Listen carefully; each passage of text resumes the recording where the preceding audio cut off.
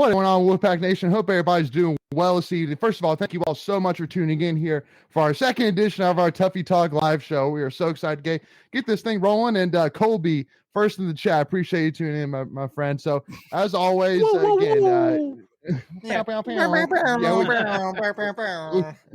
we haven't got the sound effects in just yet, but we're working on it. So don't worry. We're in the meantime, Macon will be our. That's all it really is. Yeah. In the meantime, Kathy's in the chat. Yes, Mama Smith is in the chat, folks. Mama Smith is in the chat. But yeah, so in the meantime, Macon is the official pound. So that's his job for today. So anyway, well, again, so unfortunately, Kenzie let us know right before the show that unfortunately one of her USB adapter did not come in. So unfortunately, she won't be in this live show, but she will be in future episodes here coming up, as well as live shows. So we'll make sure to get her back in. But anyway, as always, make sure, again, send us your comments, send us your questions, send us your thoughts as we go here. And again, we will get to them as we go. But again, today we're going to be doing our Tuffy's Weekly Rewind. We will be doing our tweets of the week, and then we'll also be doing Tuffy's mailbag as well. So that being said, we'll go and get things started here and jump into Tuffy's Weekly Rewind.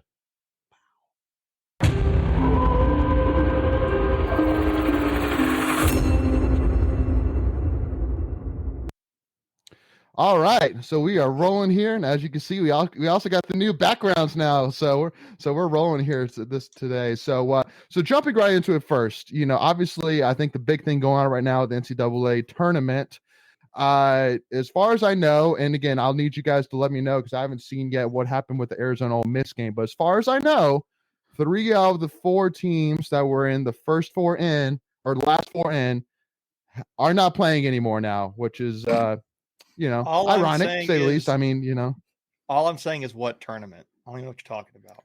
Yeah, right. Absolutely. But I mean, so does anybody know? Because I know Ole Miss was playing Arizona right now, so I don't even know. It's 18-5. Yeah, 18-5 Ole Miss. So in the 8th. So oh my God, it might be safe to say that they're I think they got it, but you never know. I think they got it. Okay. Yeah, sure. I mean, because Oklahoma State was losing to Missouri pretty big, and then Oklahoma State came nowhere and just killed it. So, yeah, and of course we got Colby up here with the no clue at all. Absolutely. So obviously it's a sour taste, to say the least. Even still. But again, Sailpack said it best. Retweet on what tournament? All we know is cheese rolling right now, and absolutely. we will get to that. That was awesome. Yeah, no, we will get to that. Don't you worry. Appreciate you remind us on that, Sailpack. But one of the things I want to talk about, and I think we've seen this a lot recently, is that it seems to be that the NCAA has put a focus on basically after home runs for the players to not really stick around the hitter's box. I mean, because obviously I'm sure you guys probably saw the video today from the ECU game where they hit a crusher to right field, and the guy basically just looked at it for like a second and a half, and then immediately the ump came and started pushing him basically on his back. And obviously 2 issues. First of all, why is the ump touching the player? Second of all, again, it's like I would understand it if like the batter was staring down the pitcher, being like yo, what's up, like kind of deal. But it wasn't even in my head like a flick of the wrist kind of deal. It was just like wow, that is a beautiful ball right there kind of deal. Like that's kind of really what I took from it, really. I thought obviously umpire once again stood over, but because we've seen that a couple of times this year where umps will like immediately, once the home run is hit, he'll immediately start guiding the player to go to first base. And so again, I get it because they're trying to prevent the stare down and the bat flip and and then things getting heated. But again, it's just like Cam Newton with the dab. It's like he said it best that if you don't want him to do it, don't let him get in the end zone. And so the same thing. Right. It's like if you don't want them to do that to you, then don't let him hit a home run. So I don't know. That's kind of my. I think that's stupid. I think that makes what makes sports fun is a competitive nature. If you're like being a jerk about it, that's and you're that's one thing. Like for instance, Grayson Allen being a jerk in the basketball world. Like Yeah, you want to be like chippy and all that, but when you're like clearly like out there not be a good sport about it, like, and you could even argue you might even hurt somebody, or you're just being a jerk. That's not cool. But like, bat flipping here and there, the dab for Cam Newton, the touchdown. I mean, that's fine with me. I don't mind it. I think it's fun. I think it's not. It's even like a hockey fight. Imagine having hockey with no fights. It'd be like, it would take away from the game because it gets the fans riled up. It's fun to watch on TV. So NASCAR without wrecks. Yep. People just need to stop being pansies. That is true. So, I mean, absolutely. And then also too, Colby asked about Vanderbilt. Yeah, and they lost. Right. Yeah. So Vanderbilt lost too. Okay. Yep. So Vanderbilt is out. So the Vandy Whistler has to hang up his fingers for the rest of the season, unfortunately. Which that's still too. I do want to kind of talk about that. We didn't really talk about that. But for those who don't know or need a reminder per se, Mincer from Barstool basically went down and called out the Vandy Whistler for saying you should be ashamed of yourself for your behavior, and just absolutely unloaded on him. And first of all, the one thing which I thought was actually the funniest, and the reason I kept watching over and over again, was the guy that was pointing saying scoreboard. But like from Mincer's reaction, it was very clear, like, I don't care about the scoreboard. Obviously, I'm here to make a point, scoreboard or not. So again, to me, it's go ahead, Greg, please. No, here's the funny thing. I don't think that's not the original Vandy Whistler, because there's actually two of them. Yeah, I think there's two. There's two of them. Yeah. There are two of them. Legend lives I on. know that. Yeah, so I think it was the second guy, not the one that got all the airtime at Omaha. It was the other guy this time. But regardless, they're both annoying as all get out. And I think what's his name? Mintzler? What is it? Mincy? What? Mincer, something like that. Yeah. Yeah, I think he's an Ole Miss guy too, if I'm not mistaken. Yeah. He is. Yeah, so that was there. Yeah, and so that was just giving some context of why he was annoyed with it. I'm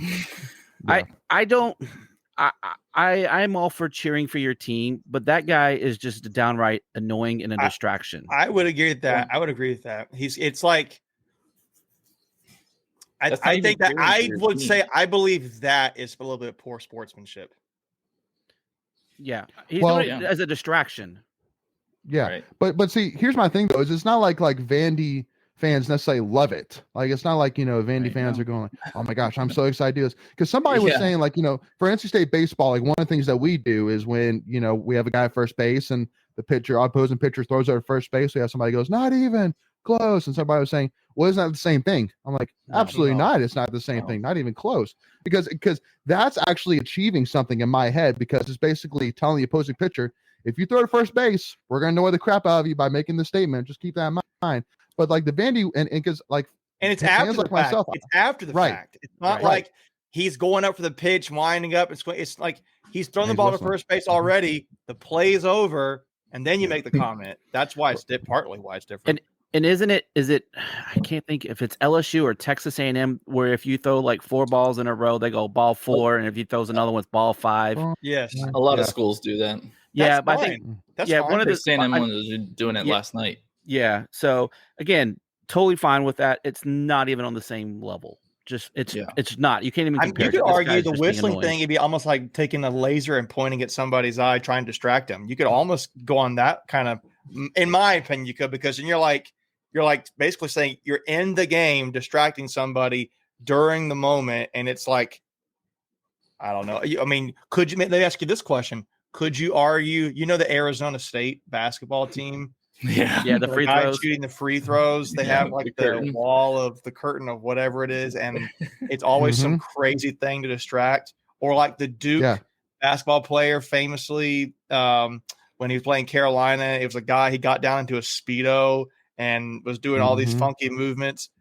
Is that the same thing as the Whistler? No. Is that appropriate? I mean, I think it's close. I don't know. I think it's close. But every team does that behind the basket in some form or shape. Yeah, in some but form every team fashion. you get a Whistler. I'm kind of being now devil's advocate right now, but no, I get it. Well, and because I don't one know. thing I would say too is that the Arizona State thing, it's almost entertaining. Like you see, like people will like take videos of it and post it on Twitter, and it'll blow up. Everybody's like, "Oh my gosh, like it's so cool!" But like nobody likes the Vandy Whistler. There's nothing cool or enjoyable about it. And again, it's giving Vanderbilt a bad name. Everybody hates Vanderbilt baseball mostly because of the Vandy Whistler. So that's the other thing I would say. But again, I love him as a fan. That guy's a diehard Vandy fan. So again, I will not hate his fanhood on it, but go ahead. I'm going to hate it. I'm kidding. I'm surprised that like when games are on like ESPN and stuff that they like allow that. It ruins the broadcast. I was exactly going to say the same thing. It's annoying to listen to in the background of a broadcast. Like it almost drowns out the commentary.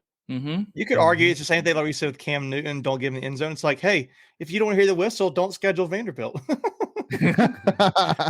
Well, that's true. That's true. So you know, and Salepack brought up that no one at home watching hates the Speedo guy.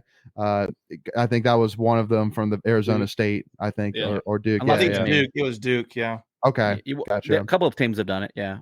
Yeah. I know the Duke guy was famous for it, but So jumping over now, wanted to obviously talk about Abby Lamb. I mean, you know, what a story that is. Man, has she blown up in the past 24 hours. I mean, international champion, not just national champion, international champion. Yeah, I mean, world champion. Well, and one of the things that I loved about that I watched recently was Joe Ovies and Gilio talked about it. And, you know, he basically said like, you know, that if Doran or the football team ever has any issues with the team giving effort or whatever it is, that you need to just show that tape and go, what is your excuse? Like seriously, like you have none. This girl literally threw herself down the hill just to win that looks so. I'm surprised she didn't break anything. Well, again, there's a lot of injuries. That's the thing. And I saw like a in the highlight clip, there was like one where a guy like they were literally holding his leg. I'm sure it was broken. I'm sure. Like you could snap your neck easily. Yeah. In that so easily. But do you guys know that I died chasing a piece of cheese down a hill? That sounds ridiculous. But do you guys know like the history of this thing? Like, I know it's a thing they do. I don't know. It dates back 600 years. Yeah. Wow. Yeah. But what's the point of it?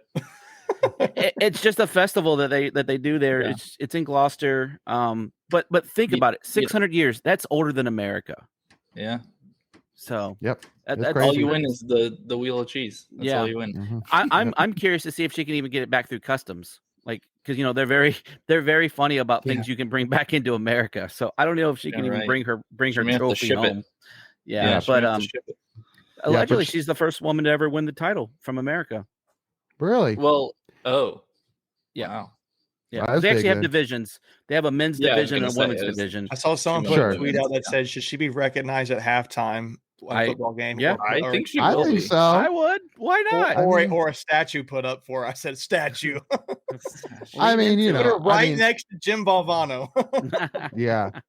Well, and again, just you know, it's one of those weird things that like 24 hours ago, no State fan would ever think like, I'm going to be so proud about our international champion cheese winner, you know. So, but I mean, here we are, you know. I mean, just like thrilled as can be, like you know, like there's like been these fake banners that you see that people have put together, like the sign on the side of the road. Somebody's put like 2022, you know, international cheese winner. So it's crazy how much has blown up in the past 24 hours.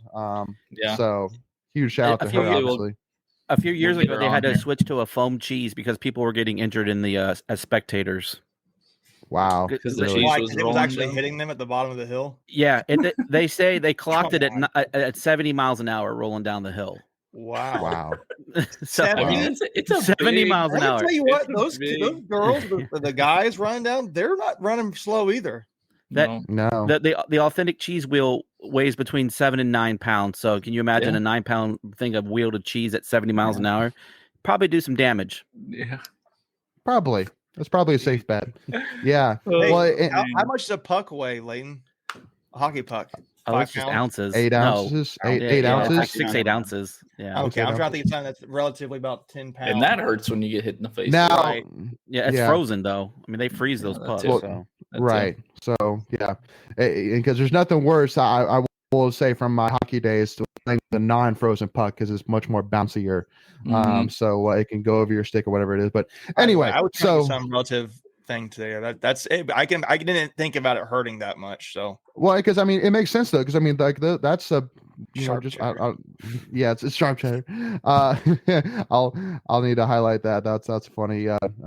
Sean, with good thing it wasn't sharp cheddar. LMAO. I love that. Yeah. So again, I mean, because I think Greg is 100% right. I mean, that thing has some force behind it if it hits you. So good luck to that. I'm sure one of our engineering grads can probably do some quick math on the damage that'll do. A sports science episode on it. Yes, I used to love those on ESPN. How fast can cheese really move? Yeah. This is the off season. Yeah, right. Exactly. So, thankfully, she won, so it gives us something to talk about. And hey, in this athletic year, we've now had a women's cross country national championship, and we've had a cheese international champion. So and women's doubles. Let's not forget about them. And women's doubles. Absolutely. So it's the year of the women in sports. It is the year of the women in NC State athletics. I would say that. And also, I mean, yeah, it's women's basketball. You can put up there again to our first Elite Eight since years ago. So, has anyone seen the meme already out with her winning the cheese? Has anyone seen this? No. Oh my gosh, it is awesome. It says it's the Think and Do slogan, and they made the cheese wheel. Oh yeah, I love that. Yeah, I love it. It was really good. Yeah, it was really good. They posted it. Yeah. And Colby brings up football. We will talk about some football here today, so stay tuned for that. So jumping in here, one of the other things we want to talk about here during this Tuffy's Weekly Rewind, and we'll talk about some more stuff during our Tweets of the Week. But one thing that we didn't have as part of Tweet Week was the announcement of a not really shocking announcement of Darian Sebron announcing that he's going to be staying in the draft. And so, I mean, I think that all of us said, I mean, obviously the dream was that we would at least just have one of them come back. And I think that with Big T coming back, I mean, that was great. But also too, and Michael, Mick, Greg, I know you guys probably know this better than I would, but it almost had to be that Sebron had to move on, because assuming that we would more likely get Henderson from Campbell in order for Henderson to come in. Campbell, is that right in terms of the scholarship situation? Correct. It would have been one or the other. But Henderson he took a visit to Texas Tech, so he's not a lock to commit. No. So I don't know where we're at with him. Yeah. Yeah. Everyone was making it sound like it was a done deal, just pending Sebron's announcement. So I hadn't seen that information, Michael. So that's interesting. He did take a visit there to Lubbock. Well, just doing his due diligence. So we'll make sure it's the right fit whenever that is. So yeah, we do have the one scholarship. So we'll see what happens. They've already started their summer workouts. I've seen some videos and some I think was it you, Michael, or Macon, that posted the photo today and the workout? Yeah. That was me. Yeah, it looked like DJ Burns in the background. Was looking pretty good shape. Yeah. He definitely. Well, we need it. Slim. We need it. We need that force down low. Making anything to add about Sebron? No, I mean, you got to think he's an older guy. I don't really know how much he would have improved his stock coming back. I mean, he could have shown he's got a shot, and that probably would have improved his stock some. But I've said beforehand, this is my personal opinion, I would be more disappointed in a guy who was barely going to get drafted and still chose to leave versus you could still come back and improve your stock and maybe be a lock for a second round pick. I get kind of disappointed with that because I feel like you're leaving an opportunity on the table. I've heard other people say they thought it was perfectly fine for him to go and do that. He's an older guy. For him 24. Personally. Yeah. So he's probably just tired of school and wants to go again and get a paycheck. He's still going to make good money. In fact, he really could make an NBA team. He could still. I saw that combine too. Like everybody was talking about Smith, his performance, but Sebron was not that far behind him. So he might go in the second round. I saw he was working out like last week. I'm sure he worked for other teams, but I saw he was working out for the Clippers. Yep. I don't know if it was him or Turquavian that had worked out a few weeks ago for the Nets. I can't remember which one. Both of them did. Yeah. So he'll get opportunities. I'm not worried about that. So, but I just Yeah. would I like to see him come back? Yeah, but Sure. it is what it Yeah. is. Absolutely. I mean, it was think you're. expected. I Go ahead, was Greg. going to say, Macon, I think you're 100% right. Other than getting a jump shot, there really wasn't much more he was going to do at State. Yeah. That was. Let me ask you this: even if he got a jump shot with this many offensive weapons coming into the program, do you really think his numbers would have gotten better? No, because there's more mouths to feed. Mm-hmm. Him and Terquavian were the guys this past season. If he comes back, he's got to deal with him, Terquavian, Jarkel, DJ Burns, Jack Clark, Greg Gant, Casey Morcell, Greg Gant. I mean, those guys are, particularly with guys like Jarkel Joyner, who was going to be handling the ball, whereas Darion Sebron was operating as like a pseudo point guard at times. Yeah. Yeah, absolutely. So, Kenzie too points out from the chat that he was with the Pelicans today. So, okay, good news there. They need it. I wanted to point out he gave with Jose Alvarado from Georgia Tech down there too. That guy had he had a good playoff run. Mm-hmm. Good for him. Wow. So wanted to point out Rusty's question of what's the plan for Tuffy Talk over the next 9 days without any major sports going on. And I mean, it's a lot of crying. Yeah, a lot of talking about football. That's for sure. That is almost a bet. A lot of talking about football. A lot of because man, it's going to be a heck of an off season here. All right. So with that being said, we will jump right on over here to Tuffy's tweets of the week. Here we go.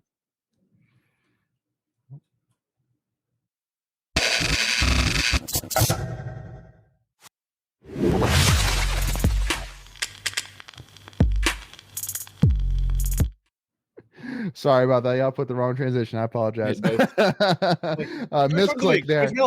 Yeah, let's go back. Yeah, no. Anyway, all right. So jumping in, some tweets of the week. So first one we'll start off with here.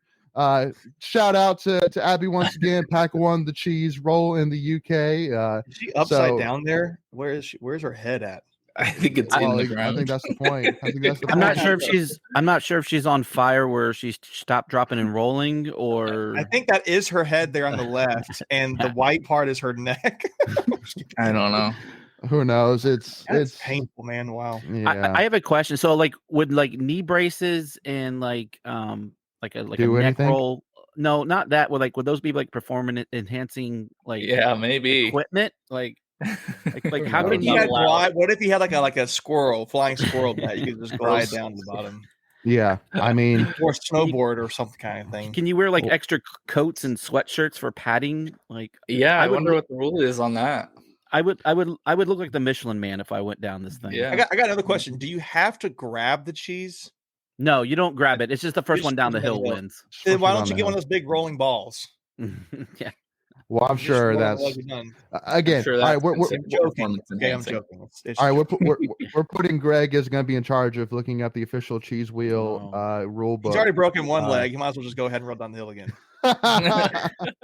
Hey, he's got a rod in there to help him now, so he's that would be performance Iron Man. If I had a rod. Iron Man. Yeah.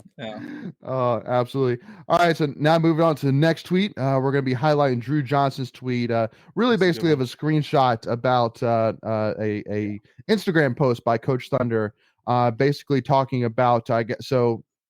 Again, it's kind of small for us, but basically, long story short is basically, I guess during camp this past weekend, there was one more 40 runner, and he was having a hard time getting into his stance, and so Devin Boykin saw that the kid was struggling, so he went over and basically kind of ran through the real quick with the kid in terms of how to get into your starting stance and etc. and basically coaching him, and basically Coach Thunder says all that and basically mentions that this is kind of an overall glimpse in terms of the overall mentality and the current culture of the program. And again, there's another takeaway there though that you missed. That's pretty important. Go for it. That wasn't even Boykin's station. So he wasn't even working that area. He wasn't even working that area, and he saw the kid struggling, came on his own free will, and worked with the kid out. So, yeah. I think it's for me, seeing because I love the recruiting side and I like the culture. I like guys who have really good character. But this is a little bit of both to me, where you have high school kids. When we say camp, on the week later, that these are high school recruits coming to NC State, and NC State's hosting, multiple days over a few weeks of football camps for these high schoolers to try out and show off their athletic ability, their ability to play their position, and earn a scholarship offer.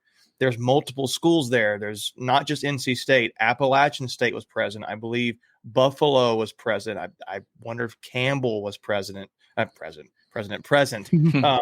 So my whole thing is, this is a big recruiting event, and the players are helping out. And the fact that he even was willing to do that, you got to imagine that kid's probably feeling a little uncomfortable as far as or embarrassed. He doesn't know how to do it. And this guy just comes right up along and helps him. To me, you probably don't see that a lot of programs, because there might be a lot of entitlement. I'm the football player. You just kind of strutting around. I don't need to. You look at me and figure it out yourself. That's really awesome to see. It wasn't beneath them. And it comes from the top down too. Yeah. It comes from the top down. Right. Yeah. Right. Well, because on top of it too, keep in mind too that it's not necessarily kids that are trying to get recruited that come to these camps. Like myself, when I was a senior in high school, I went to NC State camp. One.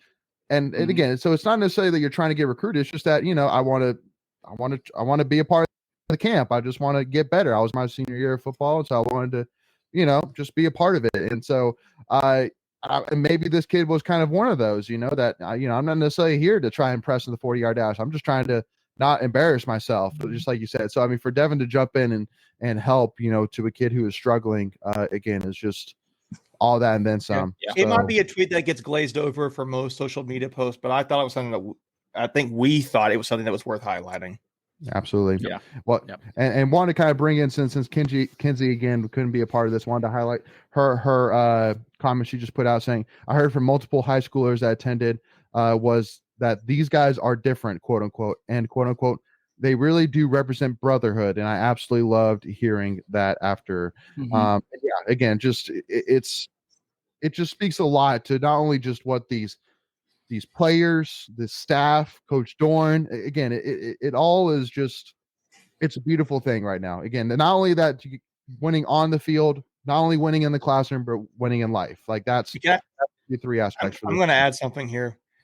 I remember years ago when people were perception that Doran was not the guy. And I was like, man, I am so rooting for Dave Doran to be the guy, because he just fits culturally. Yeah. And man, I am it makes me so happy to knowing that he's got the program where it is right now. And it's you have great you're performing great on the field. You're getting really good recruits, but you're doing it the right way. You're getting guys with great character, and you're not having to be you're brown nosing everybody else. You're just Stinty says the blue collar school, hands in the dirt. I just feel like it's all encompassing. If that's what you want to be. I feel like the only thing missing is the championships at this point. So correct me if I'm wrong, but I want to say Coach Dorn at one point had quoted saying that they recruit the kid first and then the athlete after that. I want to say that I remember him saying that at some point. Yeah, and if I'm not imagining that demonstration right there by Devin Boykin sums that up right there. I mean, that's the epitome. Young guy too. Young guy. Yeah, I think he's a sophomore. He redshirt freshman or sophomore, something like that. But so anyway, I just think that's just an awesome thing that the kid didn't do it knowing that there was a camera right there to get a picture of it. He saw a kid that needed help, jumped in selflessly, and said, "You know what, kid, let's get this together." Get it straight. Kid won't ever forget that. No. Yeah, exactly right. Not. Absolutely right. Yeah, that's a story he'll have for a long time. Yep. And again, on top of it too, obviously with Doran, it's one of those things that I was actually talking to, some weeks ago, we had on a UNC fan named Mackenzie. And he, one of the things that we were talking about was he said in his mind that the breaking point for Fedora was when they lost Peyton Wilson. And because, one of the things that will forever be remembered about Peyton Wilson was the difference between how Fedora recruited him and how Dorn recruited him. And how, for those who don't know, long story short, is that basically Larry Fedora wanted to show up and land his helicopter in the baseball field, watch the game, and then leave. But then Dorn, him and Coach Huxtable, the guy in his truck, pumping the country music, wearing cowboy boots and jeans, and went and stood on the side on the on the sideline and watched the game. Showboating. You weren't showboating. Also, too, again, you're connecting because Peyton Wilson he's a country boy heart. You know where he is.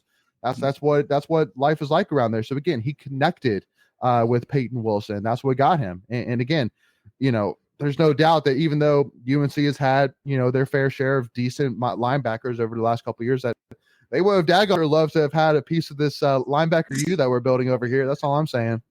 They would love to have it. So, but anyway, though. So, all right. So, moving on. Sale Pack wanted to highlight Sale Pack in terms of good character and a student athlete is a major factor in coachability. Puts a recruit higher up the priority list, no matter what the sport is. Amen to that. Amen to that, Sale Pack. Yep. So, moving on to the next one here from Keith Lucas. So, at NCAA baseball, help me here. Liberty, Long Island, Georgia, Coastal Carolina, Grand Canyon, Dallas Baptist all belong in the tourney, but ODU, NC State baseball, and UTSA athletics are less deserving. I believe these three teams would have put a better game than any of those six. And I mean, from results that we've seen so far, yeah. I mean, it's one of those things that's like, if it's ifs and buts or candy and nuts again, it's just like, maybe, I mean, again, baseball is such a weird sport. I mean, look, hey, Miami wasn't even playing in their regional finals. So, and they were a top 8 seed, if I'm not mistaken. So, number 6 overall. So, again, it's, who knows? But I mean, again, either way, just having Tommy White, RIP. But I'm just saying, yeah, I know. But I'm just making the point that obviously having him would have brought eyes. White.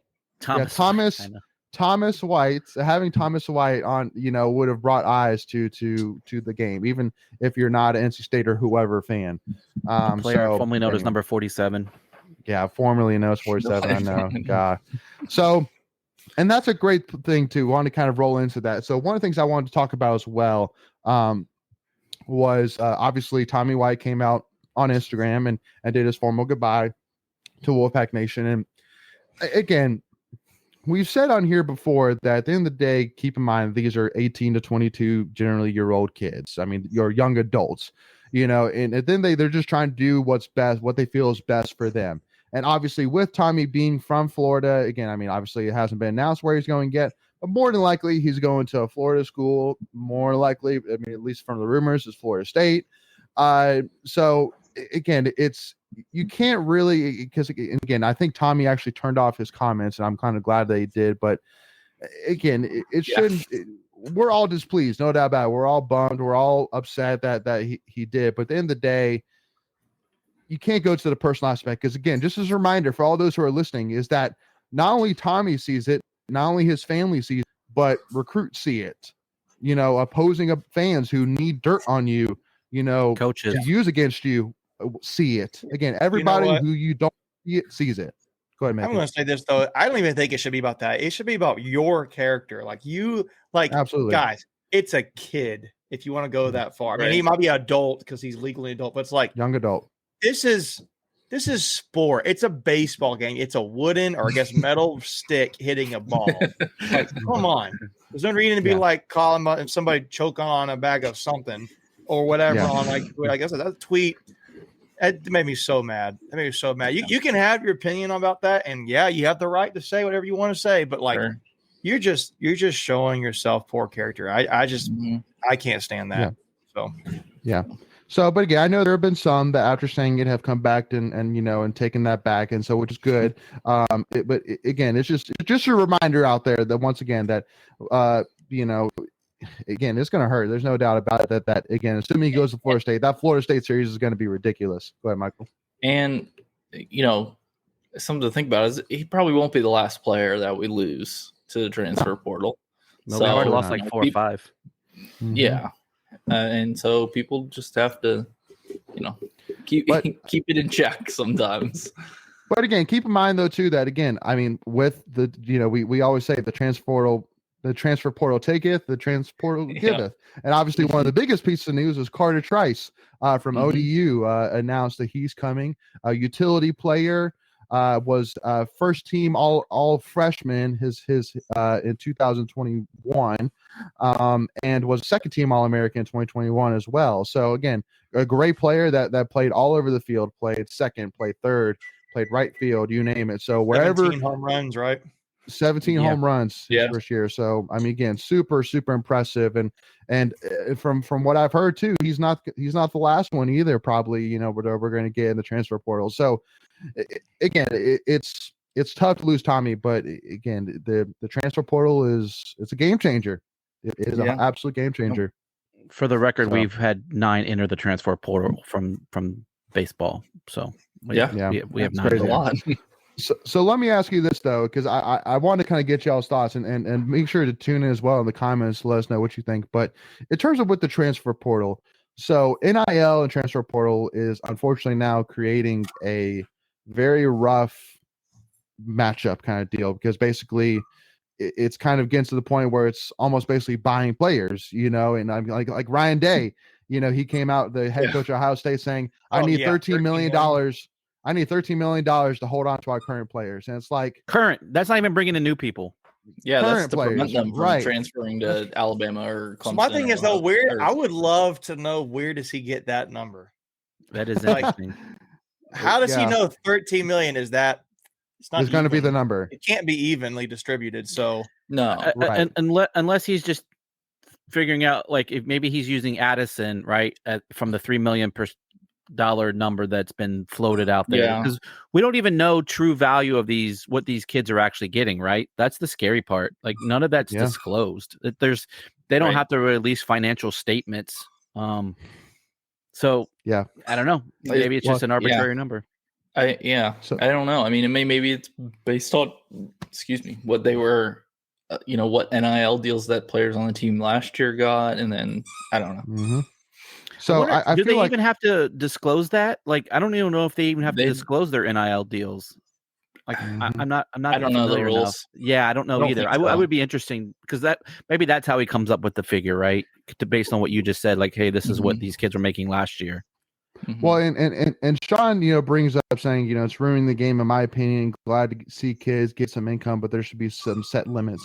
And the only, I guess, solution in my mind that makes sense is that at least that the NCAA can see, because I mean, in terms of like setting limits on how much these kids make, you know, the NCAA can only, you know, keep an eye on that for so much. But I mean, you know, there's going to be money that's handed behind the scenes and stuff like that the NCAA doesn't see. So, I mean, even if the NCAA set a limit on it, it's like, there's no way to police that. But the thing that they can do, in my opinion, is bring back if you transfer 1 year sit out rule. Because again, right now, there's no negative about a kid transferring right now. There's no negative about being unloyal to a team right now.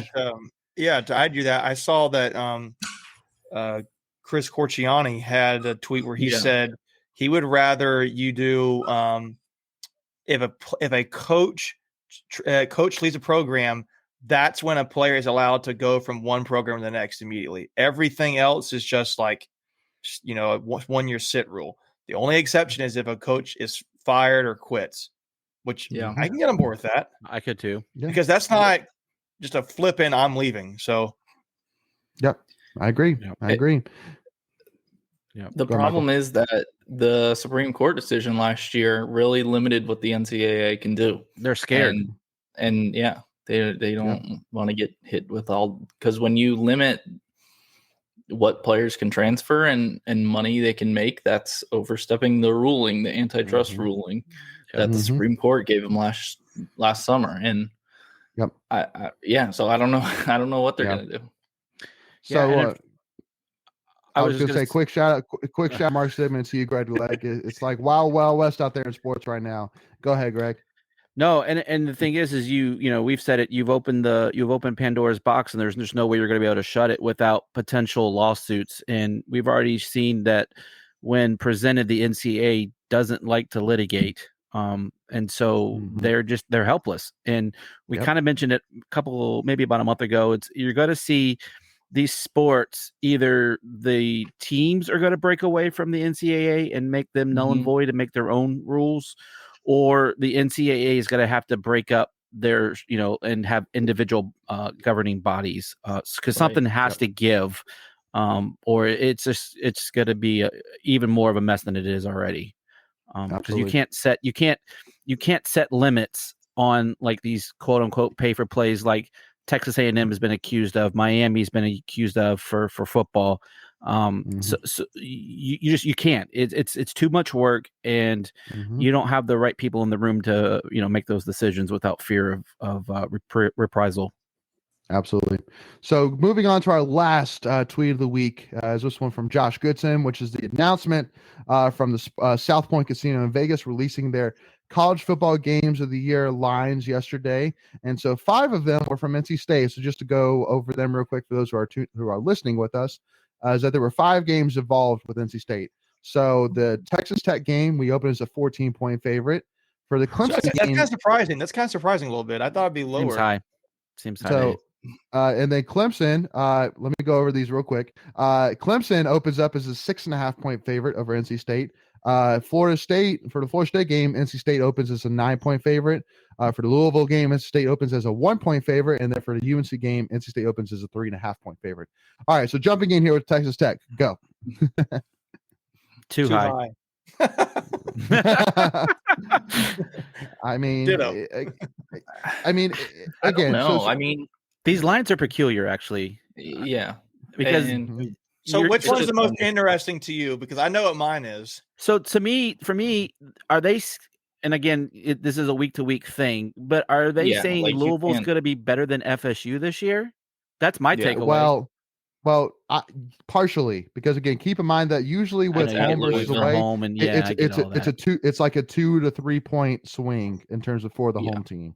Okay, even that being said, I don't think Louisville's that expeditiously better than FSU this year. Well, I would say Malik Cunningham is the real deal, but I think again, assuming this offseason that he can work on his pass game a little bit more, that he can be, I see him kind of like in the same ballpark in terms of issues that they had with Lamar Jackson, where he was just an amazing athlete, but he just couldn't throw the ball that well. And so there's potential there is what I'm saying. And being at Louisville, I mean, Louisville just added the new section. Yeah. There's a lot of excitement with Lee Cunningham in Louisville this year. So did they lose a good bit? Didn't they lose a good bit? Maybe they had a lot of transfer. They had some transfers. A lot of transfers. Yeah.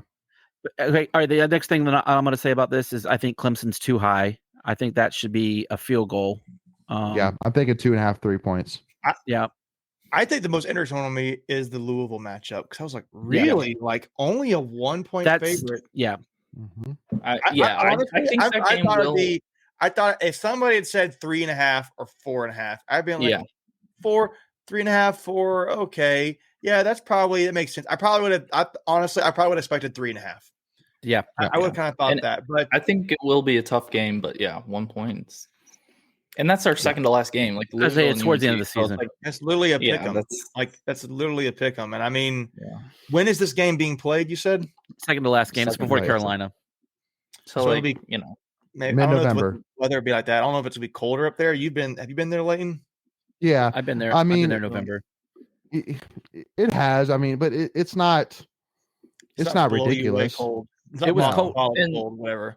It was cold when I was there in November. It would have been 1 week earlier than this game, and we had knit hats and jackets and gloves. Yeah, it was cold, but it wasn't like you're playing like Green Bay, Wisconsin, or something like that, where it's it's going to be a game changer per se. So, but again, keep in mind though, again, Louisville just added that new section, so the staying capacity is a lot more, and there's a lot of hype with Malik Cunningham. So, I mean, it could be a tough environment, but also too, a lot of it depends on how the season goes for Louisville as well as what I would throw in there as well. So this is just like a promotional tactic by the casino. Anything can go. I mean, there's so much that can happen in 3 months of football, 10 weeks.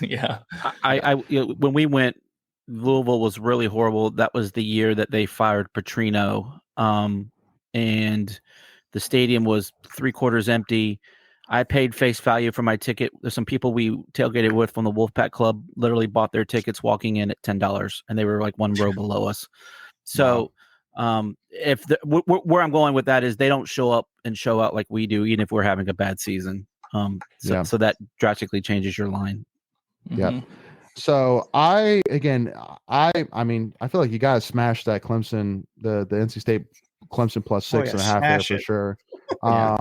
But I mean, the NC State one for Texas Tech minus 14. I mean, that's. I mean, hey, I'd be thrilled for sure if we could beat. That's a power. Texas so what would you? So hold on, let me ask you this: what would you guys? Because I'm not a gambler. For face value, I don't gamble. I'm not either. Those who do gamble, Leighton or whoever it is, what would you say is their pick here? Well, again, we're not promoting gambling by any means here. We're not promoting gambling at all. So just for FYI, entertainment purposes only. Entertainment purposes only. We're just talking it out here. Michael, go ahead. For each of the games, what would I pick? Or no, what's your best play? Oh, I mean, I have to go the -1 against Louisville, but yeah, that one's very juicy. So you're going the over. You're going the over. You're going over. But I also I'm gonna say Clemson plus 6.5. I'm gonna say Clemson plus 6.5. Yeah. I don't even know how the terminology works, but I don't need to. Well, if you're taking the over, that's the points, and they're not telling you how many points are in this game. Score. It's just spread. So it's basically which side of the fence do you pick on it. So for me, my lock would be NC State plus 6.5 against Clemson. That to me seems like way too much for, again, it's a lot of preseason hype, and also too before that they have to play Wake Forest as well. So it's gonna be a tough game. They're going from one tough game to another tough game. You're saying you think State scores more than 6.5 points? No. So basically, what I'm saying is that the final score is that. So basically, what this means here, real quick, is that so the minuses mean that the minuses beside the name means that if you take away for Clemson, if you take away 6.5 points from Clemson, they're still going to be able to beat NC State. So basically, they're betting that Clemson wins by 7 points or more. If you take away 9 points from NC State, you think they still beat Florida State? Exactly. You got it. Yeah. Okay. You got it. I got you. Let's do the opposite. So all right. So let's take everyone's NC State lock to cut. Like, which one do you think? Oh, we lost it. You go back. Yeah. Where did it happen? What do you mean? Well, I have to prepare my question. It could be legal in North Carolina by football season. It is on the. So which one? So you just said which one you think State will definitely win that bet. Which one do you think they won't cover in? If you had to choose one of those, I'd say the -14 against Texas Tech. Yeah, that would be mine. That would be mine against a Power 5 team. Yeah, that would be mine too. Yeah, sorry, y'all. I had to make sure my mailbag question was ready to go. But Florida State's at home, right? Florida State's at home. Yeah, yes, Florida State's at home. Yeah. That one kind of makes me. That's a little nervous. That one has me a little interested too, because that's a touchdown and a field goal essentially. Yeah, and Jordan Travis is coming back. They're going to be better. They're a big question mark this year. Played Jordan Travis last year, so right. That's true. Mackenzie Milton. So that one's kind of interesting to me. I would not sleep on Florida State. No, I think that'll be close too. And correct me if I'm wrong, but I just totally dropped the coach's name. I know he came from Memphis. I'm totally blanking on it. For who? For Florida State. Mike Norvell. Mike Norvell. I think it's safe to say he's on the hot seat this year. Oh yeah, definitely. I would say so. He's been there for a couple years now and hasn't really done much. If he has a bad year, I could see him. Doesn't go to a bowl game. Go like 4-8, yeah.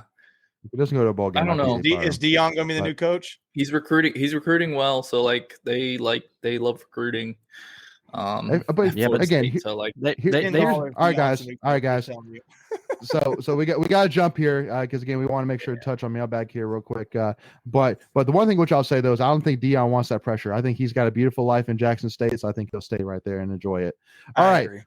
So moving on here to Tuffy's mailbag. Here we go.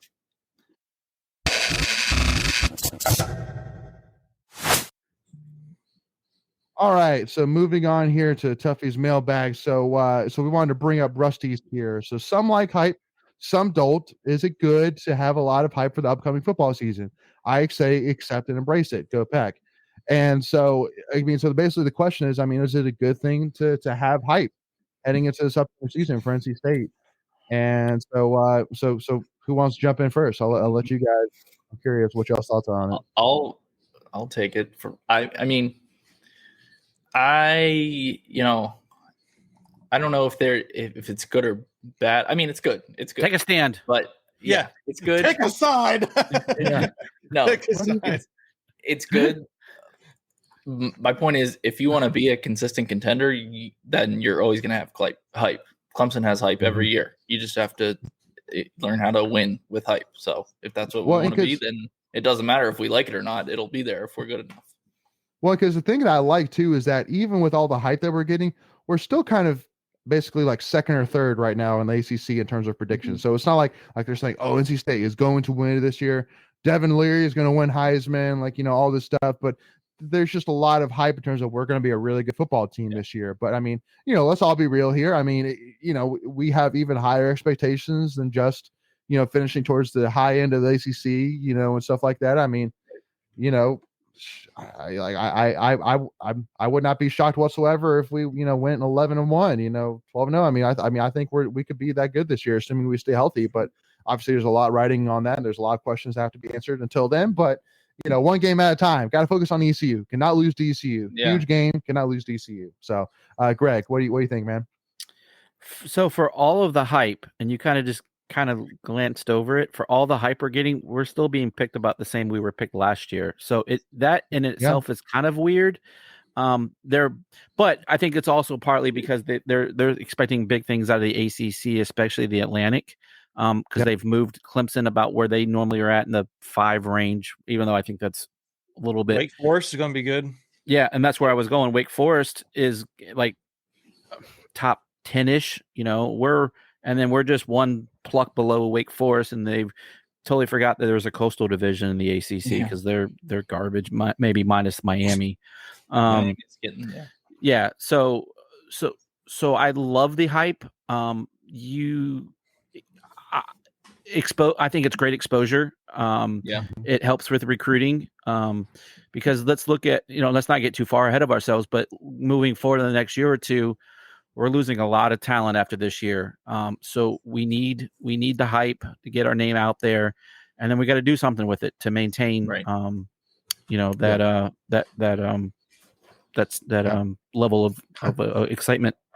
Yep. Megan? I think you need to embrace it. I think if we want to be the program that we keep talking ourselves up to be, and we want to be, is that the expression is like, I think it's so great. If you want to be the man, you got to beat the man. And this is part of it. You want to be better than Clemson. You perceive yourselves better than them. You want to be better than any other, similarly tiered Big Ten program or SU. You go and beat them, and you take all of it. You let it fuel you. You go improve. I think the motivation is go and prove everybody right who believes in you, and go prove everybody wrong who doesn't. And you got to do that. And the season's coming when State can do that. And it's going to be, that's what's going to take State the next year is the season. We can embrace it. It's just, here is the opportunity. Take it. No. Amen. Absolutely. And then last mailbag question is from Gavin Walker. How are we feeling about recruiting for the football season? So great profile picture, by the way. Yeah. And for those who are listening in, it's a UNC symbol with the circle and the cross through it. So Really, so Macon, I know for those who don't know, Macon he said multiple times he loves the recruiting side. So Macon, where are we at with football recruiting? I don't have any inside information.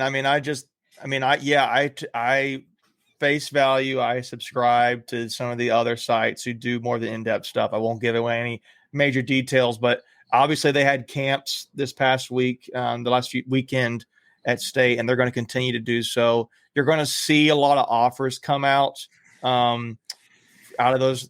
I think already, if you look at Twitter and you follow, different football sites, you've already seen some of those offers get out. I think the question is probably because I think State's going to have a bigger class than did last year. Last year they had a pretty small class, but it was very selective. And I don't know what positions we're going to be really targeting a lot. You would think, okay, we've lost Icky. We're going to lose Grant Gibson and Chandler Zavala. So you got to think offensive line is going to be a focus. Mm-hmm. You've lost at wide receiver. You've lost Emeka. You're going to probably lose a few other guys. You got to think wide receiver might be a place they're going to focus on. You're going to lose some linebackers, although I think you've got some really good linebacking options behind those guys, like Caden Fordham, Jordan Poole, Devon Betty. We can go through all that. I think running back even. I think you've got some guys who are really good and young. I think you can see State recruit a guy or two. I think what I get most interested in, I'll at least talk about one guy I would love to see State get, and I'll just be face value, is I think he's like everybody likes seeing the 5-star, 4-star guys. If you look at recruiting profiles, I'm interested in a local kid out of Wake Forest, a wide receiver named Noah Rogers. He's a guy that everybody in the country is recruiting. And so, talent like that, you don't see a lot. I think you're seeing it more and more in the triangle. But that's the kind of guy who's sounds like he's good friends with Lex Thomas and the Thomas brothers and a few other guys on the team and whatnot. He's just going to be really hard to land. You've got to State's going to really have to work. A lot of guys like looking and leaving home. Some guys like being home. You just don't know. You got to work with personalities. But I'll tell you a guy, I'll only speak to a guy who's already committed that I'm excited about. Again, I like scoring. So this 4-star tight end, Javonte Vereen, that dude is really, really good. He's not the biggest tight end in the world. But man, he's a very really good hands, really good. I think he's got some footwork. Everybody has footwork they can improve on. But he's a guy, for whatever reason, I think this class, when it's all said and done, I think he's still going to be up there as one of my favorites. So they've got a couple of guys committed already. Lex Thomas, Javonte Vereen. They've got a tackle committed named Darion Rivers. So I'm excited about that. It's just been a little bit quieter lately. There's just not been a lot of usually in the summertime, you're going to see a lot of commits happen, and you're still going to see that happen, but it's not been as it's not as much quantity, I guess, as you will. Well, the one thing, though, which I'll point out is Sean's comment about top recruits were not mine. NC State are winning recruits with the coaching staff. And I think that's one of the things that is great. That's great for us right now is, again, you have all the coaching staff back. It's the same guys that you saw last year, are back again. And also, too, I mean, I think that a lot of it, too, you have to really look at, too, is I'm sure your coaching staff are saying all of our guys, for the most part, are not necessarily wanting to leave. It's more of that. Right now, it's kind of like we have a scholarship count that we unfortunately have to meet. So it's kind of like we have to, it's a tough situation, but it's not just it's not like we're having our top guys leaving right now or transferring out. So I'm sure that's a beautiful thing as well. So we had this too. Real plug. So while we're on the recruiting side of things, I've mentioned this before. We've mentioned this before. If for those who are listening, please go and talk to other fans about this. One factor that apparently has come up, and it's been mentioned apparently in some of these caravans and whatnot, is that Dave Doran has heard specifically from recruits who have not committed to State, who, again, recruited by State, chose to go somewhere else. Part of the factor was because that fans are not in the stands going into the second half or coming out of halftime. I can't remember. I'm not going to go into names, but he said there's been specific players who said, "Yeah, man, it's the stadium fans didn't really seem interested, coming back in out of halftime." And for some of these big time players, I mentioned, Noah Rogers, I don't know if it matters to him or not, but guys like that matters to them. It clearly has impacted recruiting, and I think fans kind of blow it off sometimes, well, give me something to cheer for. We've taught that. You got it this year. No excuses. But if you got family, friends that go to these games, please try to get them and their butts in the seats at halftime. It matters. You go to good kickoff, and the students in particular are not even in the end zone. It looks terrible. Yeah. It's something that needs to be worked on for sure. So go ahead, Greg. No, I was just add on to that. I remember, State football dropping a video on Twitter last year with a couple of the players on the bench. I don't remember which players they were, but they were like, "We need you to come back after halftime." They literally said it in the video. So it's noticed on, not only by the coaches, by recruits, but current players. They play hard for that name on the front of the chest, and so we need to be out there supporting them. Absolutely. So to kind of wrap things up here, one of the things we want to do, I know Greg asked for the final 5 minutes here to touch base here on the anniversary of D-Day. So Greg, I'll hand it over to you to wrap this thing up. Yeah, so today is the 78th anniversary of the landing of D-Day. America's greatest generation stormed the beaches there in Normandy. And there is a NC State connection that I just kind of wanted to touch base about. Tim Peeler, the great oracle and I guess unofficial historian of all things NC State, wrote an article a couple of years ago, and it was posted on the NC State page. But it's about General William Carey Lee, who went to State. He played football and baseball. He also went to Wake Forest, and he is he's the architect, if you will, of the modern day paratrooper. And he was the one that taught all of those brave men how to jump out of airplanes, perfectly good airplanes at that, in their invasion of Normandy. And so I just wanted to take a minute to recognize him as a great American. And unfortunately, due to health reasons, he didn't get to jump with his men. He had to listen back home in Dunn, North Carolina, as we did the invasion. But Wow. If anyone has lived in Lee Residence Hall, that is named after him.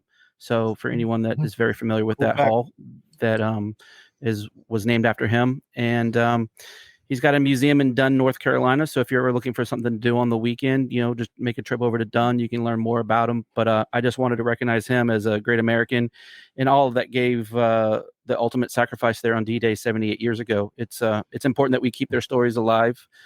As you know, we don't probably have very many left because those guys would be approaching 100. If they were still alive today. So it's important to keep those stories alive for our kids and for our young adults out there. Hopefully we never have to endure that again, but it's an important lesson that needs to be kept being told. So I appreciate you giving me a couple of seconds to talk about that. Awesome. I have to add this to my grandfather was he often talked about stories about how he served in World War II and he was stationed at the 38th parallel over in Korea. So he manned his post he said he could look out on the ocean. He was on the edge of that. So that was his thing. And he was very proud of that. He never got to graduate high school. So he did that. So interesting. I'll share two quick World War II stories. My best friend, her grandpa was a radioman. In fact, that's what I did in the Navy. So it was communications.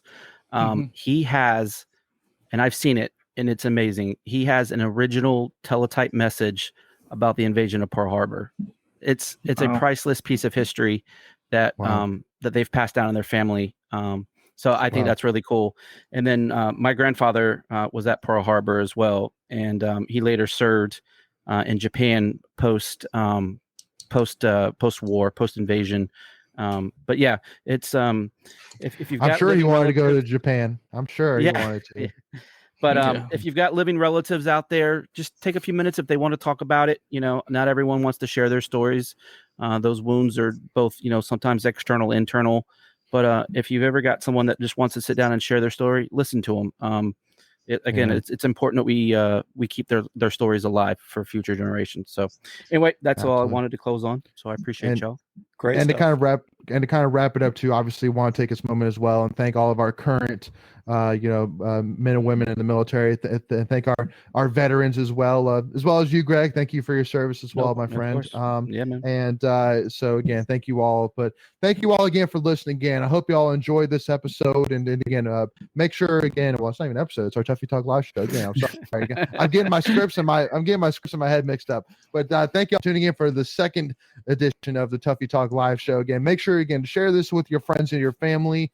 Again, just kind of get the word out there. Again, we're trying to grow this that way more and more NC State fans can join in on the conversation here as we continue to grow this thing. And also, I want to make a note too that we haven't had any barrels from making this today. So I guess that will come from an actual sound effect hopefully next week. So but yeah, anyway, well, thank you all so much again for tuning in. Make sure if you haven't already, hit that like button so that way this video will get in front of more NC State fans. Also too, if you wouldn't mind hitting that subscribe button as well, as we got some exciting episodes coming up this week. For those who are tuned in from the newsletter, what episodes are coming up this week. And I can tell you you that we have a couple more coming up over the next couple weeks that you will not want to miss out on. So make sure you don't do that.